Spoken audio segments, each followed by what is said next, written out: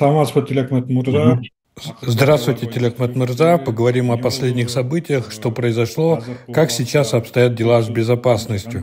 В последнее время произошли события, которые взбудоражили общество. Я дал немного информации в прямом эфире. В вопросе безопасности тоже хорошо. Приняты меры. В целом, по вашему мнению, что произошло? Как вы оцениваете эти события?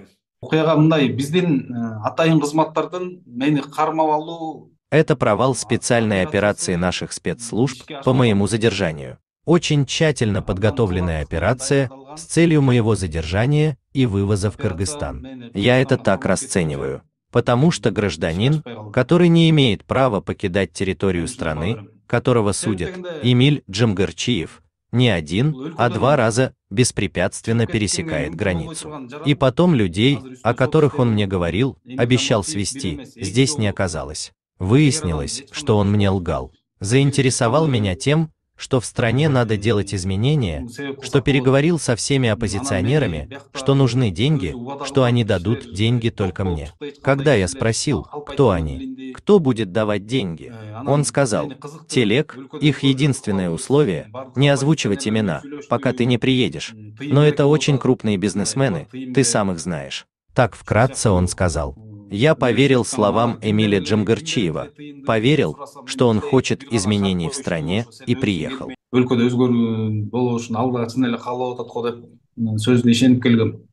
Вы знали, что Эмиль Джамгарчиев находится под следствием, что идут судебные процессы? Да, знал. Была информация, что идут судебные процессы. Многие задаются вопросом, неужели история Ташева не послужила уроком? Почему он поверил и выехал из Америки?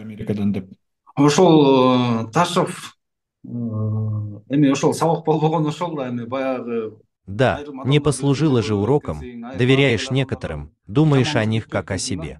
Ты ведь не ожидаешь ничего плохого от всех. И вот такие последствия.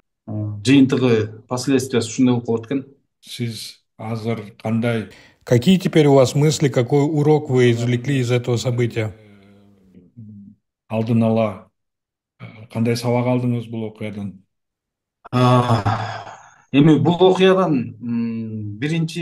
Первое, убедился, что спецслужбы не жалеют никаких сил и средств на мою поимку. Во-вторых, это огромный урок для меня. Отныне доверие к людям станет меньше. Потому что то, что я доверился Эмилю Джамгарчиеву, принесли мне очень большие трудности. Как вы думаете, в чем причина проведения такой спецоперации спецслужб в отношении вас?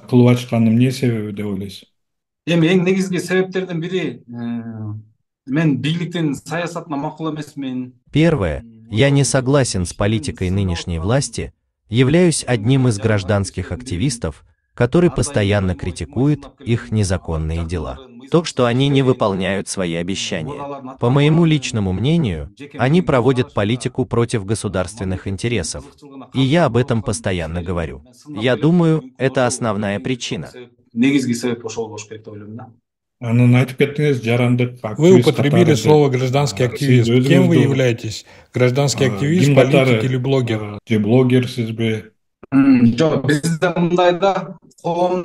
В нашем обществе всех бывших чиновников, министров, депутатов называют политиками. А если человек поднимает такие же темы, но не был депутатом или министрами, его причисляют в ряды активистов.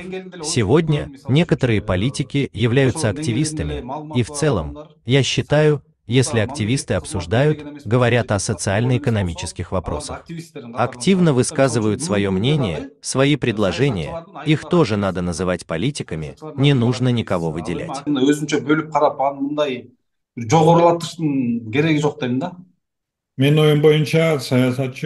По моему мнению, политиком можно назвать человека, который хочет прийти к власти, имеет свои цели, программу, которую хочет осуществить, придя к власти. Я, например, журналист, не хочу быть политиком, не хочу власти. У меня есть своя цель, свои задачи и обязанности, как журналиста-расследователя перед населением. Журналист Катары. Или кто еще журналист Катары?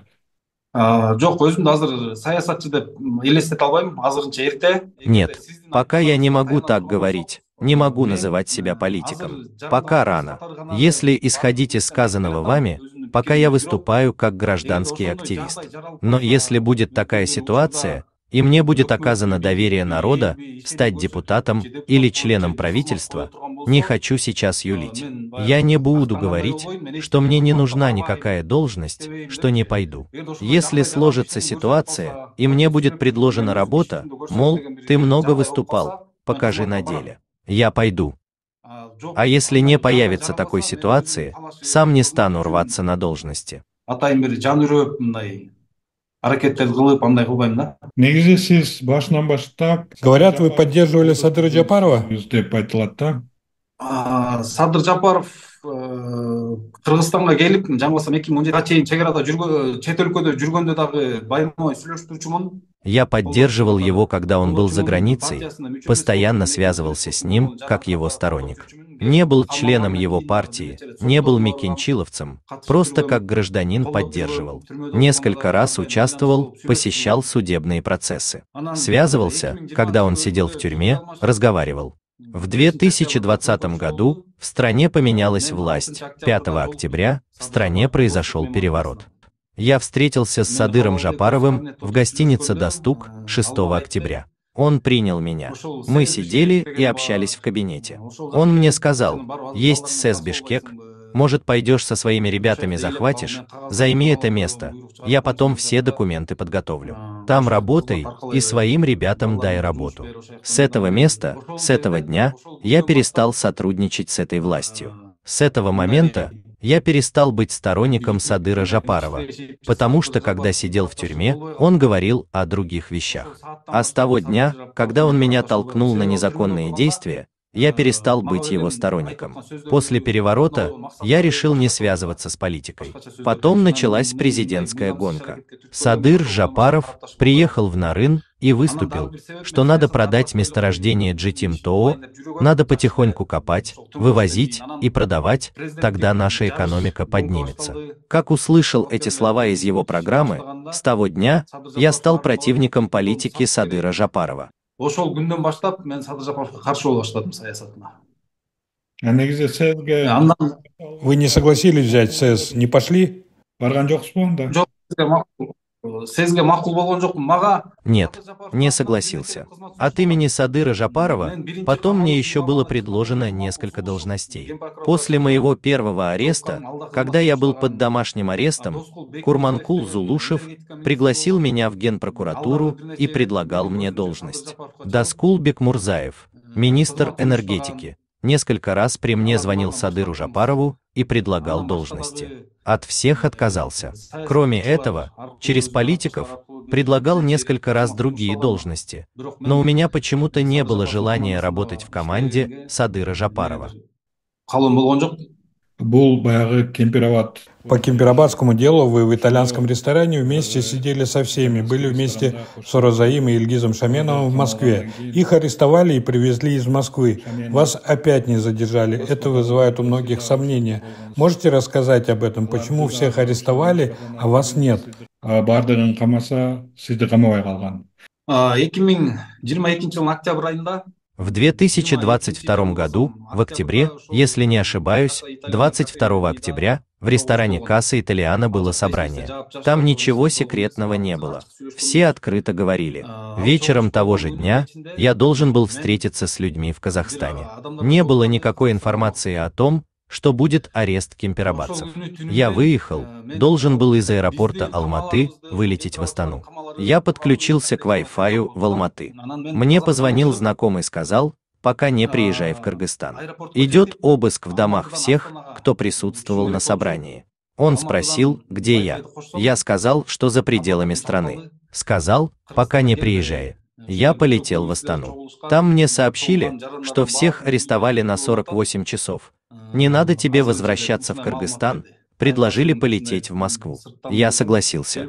Прилетели в Москву. Там я встретился с людьми, о которых вы говорили, с Орозаем, Ильгизом и другими. Мы сделали оттуда видеообращение. Я предложил им, здесь небезопасно. Может, в Грузию выйдем, здесь могут нас выдать. Ильгиз и Орозаем отказались, сказали, что Москва не выдаст. Я не стал настаивать и покинул территорию России.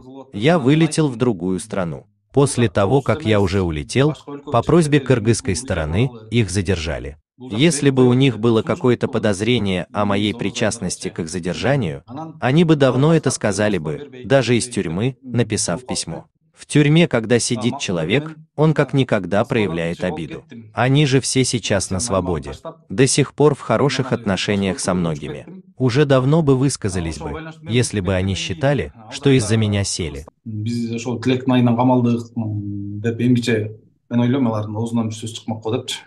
Ошондо Оразайым менен Илгиз Шаменовду вас не было, когда их задерживали в Москве? Жок болчуңуз сиз. Нет, меня не было. Их задержали через сутки после моего отъезда. С тех пор вы не возвращались в Кыргызстан? Нет, с тех пор не возвращался в Кыргызстан. Я был участником собрания. После ареста кемпирабадцев на митинге близких и родственников арестованных перед МВД вышел сотрудник МВД и сообщил, что арестовано столько-то человек, и один человек объявлен в розыск. Я думаю, что это про меня говорилось, потому что я в Москве встречался с Орозаем, с Ильгизом Шаменовым. На них всех возбудили уголовные дела, и как они на меня не возбудили бы дело. Вместе же сидели, разговаривали. У меня нет информации, есть ли дело на меня или нет. По словам некоторых кемпирабадцев, если даже меня нет в их числе, на меня отдельно возбуждено дело. Потому что очень много вопросов задавали про меня в ходе их допросов.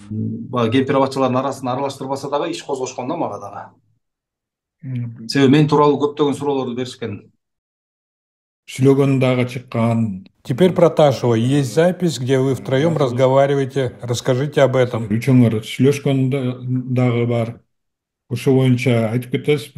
Бул окуя ошол бир жыл мурун так ушул маалда. Ровно год назад мы разговаривали. Если помните, Ташев сидел под арестом. Его обвинили, что построил многоэтажные дома на незаконных землях.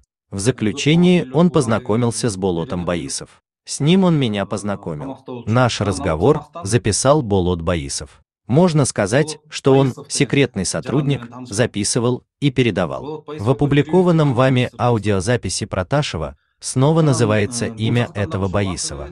Не знаю, о чем они вдвоем говорили.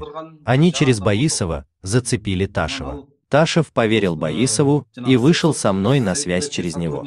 Он был связным, он организовывал нашу видеосвязь втроем. Боисов аркылуу Ташев Боисовго ишенип, мага байланышка чыкканда, ал связной болуп ортодо үчөөбүз ар дайым сүйлөшүп турганбыз. Макул, бирок ал жерде дагы. Ладно, но там тоже опять разговор о деньгах. Эмиль Джамгырчиев деньги предлагает, эти тоже деньги предлагают.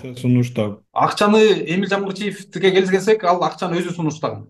Если говорить о деньгах, Эмиль Джамгырчиев сам предлагал деньги.